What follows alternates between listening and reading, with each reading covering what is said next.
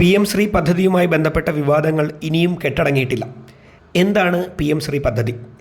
എന്തിനാണ് ഒരു വിഭാഗം അതിനെ എതിർക്കുന്നത്? ലളിതമായി വളരെ വേഗം നമുക്ക് പരിശോധിക്കാം. ഏവർക്കും സ്റ്റോറി ആൻഡ് ഹിസ്റ്ററി എക്സ്പ്ലെയിനറിലേക്ക് ഹാർദമായ സ്വാഗതം. ഒരു കേന്ദ്ര സർക്കാർ പദ്ധതിയാണ് PM ശ്രീ. വിദ്യാഭ്യാസ മേഖലയിലെ പരിഷ്കാരങ്ങളാണ് ലക്ഷ്യം. പ്രധാനമന്ത്രി സ്കൂൾ ഫോർ റൈസിംഗ് ഇന്ത്യ എന്നതാണ് PM ശ്രീയുടെ ഫുൾ ഫോം. 2020 തുടക്കം. നമ്മുടെ ഭരണഘടന പ്രകാരം വിദ്യാഭ്യാസം കൺകറൻറ്റ് ലിസ്റ്റിൽ ഉൾപ്പെട്ടതാണ്. അതായത് അവിടെ നിയമനിർമ്മാണത്തിന് കേന്ദ്രത്തിനും സംസ്ഥാനങ്ങൾക്കും അധികാരമുണ്ട്. കേന്ദ്ര സർക്കാർ 2020 കൊണ്ടുവന്ന വിദ്യാഭ്യാസ നയമാണ് നാഷണൽ എഡ്യൂക്കേഷൻ പോളിസി അഥവാ NEP. BJPയുടെയും സംഘപരിവാറിൻ്റെയും നയങ്ങൾ നടപ്പിലാക്കുന്നതാണ് NEP എന്ന വിമർശനം അന്നേ പ്രതിപക്ഷം ഉന്നയിച്ചിരുന്നു. BJP ഇതര പാർട്ടികൾ ഭരിക്കുന്ന സംസ്ഥാനങ്ങൾ അതിനെ ശക്തമായി എതിർക്കുകയും ചെയ്തു. PM ശ്രീ പദ്ധതിയിലൂടെ രാജ്യവ്യാപകമായി NEP നടപ്പിലാക്കാൻ ശ്രമിക്കുന്നു എന്ന വിമർശനമാണ് CPI അടക്കമുള്ള രാഷ്ട്രീയ പാർട്ടികൾ ഉയർത്തുന്നത്. ഇനി PM ശ്രീ പദ്ധതിയുടെ വിശദാംശങ്ങൾ നോക്കാം. രാജ്യത്തെ വിദ്യാഭ്യാസ രീതി അടിമുടി മാറ്റുക എന്നതാണ് കേന്ദ്ര സർക്കാർ PM ശ്രീയിലൂടെ ലക്ഷ്യമിടുന്നത്. അടിസ്ഥാന സൗകര്യ വികസനത്തിനാണ് പ്രാഥമിക പരിഗണന. വിദ്യാഭ്യാസ രീതി നവീകരിക്കുക, അധ്യാപക വിദ്യാർത്ഥി അനുപാതം ഉറപ്പാക്കുക, പാഠ്യപദ്ധതി പരിഷ്കരിക്കുക എന്നതൊക്കെ ഇതിൻ്റെ ഭാഗമായി വരുന്നു. 5 വർഷം നീണ്ടു നിൽക്കുന്ന പദ്ധതി കാലയളവിൽ PM ശ്രീ സ്കൂളുകളുടെ നിലവാരം നിരന്തരമായി നിരീക്ഷിക്കപ്പെടും. ഓരോ സ്കൂളിനും 1 കോടി രൂപയിലേറെ ഫണ്ട് പദ്ധതിയിലൂടെ ലഭിക്കും. ആദ്യഘട്ടത്തിൽ 14,500 മോഡൽ സ്കൂളുകളിൽ PM ശ്രീ നടപ്പാക്കുകയാണ് ലക്ഷ്യം. ഇതിനായി 27,360 കോടി രൂപ കേന്ദ്ര സർക്കാർ വകയിരുത്തി. ഓരോ ബ്ലോക്കിൽ നിന്നും 2 സ്കൂളുകൾ വീതം തിരഞ്ഞെടുക്കാം. സ്കൂളുകളെ തിരഞ്ഞെടുക്കുന്നതിനും കൃത്യമായ മാനദണ്ഡങ്ങളുണ്ട്.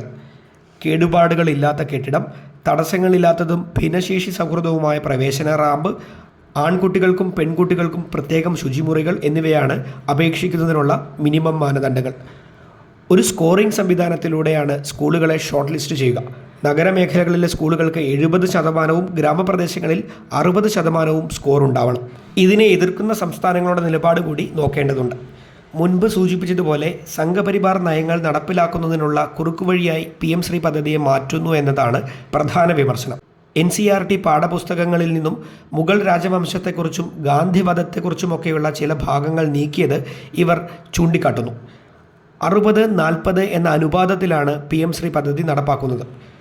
60% ചിലവ് കേന്ദ്രം വഹിക്കുമ്പോൾ 40% സംസ്ഥാനം വഹിക്കണം. സംസ്ഥാനം കൂടി ചിലവ് വഹിക്കുന്ന പദ്ധതി ആയിട്ടും സ്കൂളിൻ്റെ പേരിനു മുന്നിൽ PM ശ്രീ എന്ന പ്രിഫിക്സ് ചേർക്കണമെന്ന നിബന്ധനയും പ്രധാനമന്ത്രിയുടെ ചിത്രമടങ്ങുന്ന ബോർഡ് സ്ഥാപിക്കണമെന്ന നിർദ്ദേശവും വിവാദങ്ങളെ ആളിക്കത്തിച്ചു. മറ്റൊരു രാഷ്ട്രീയ വിമർശനവും ഉയർന്നു വരുന്നുണ്ട്.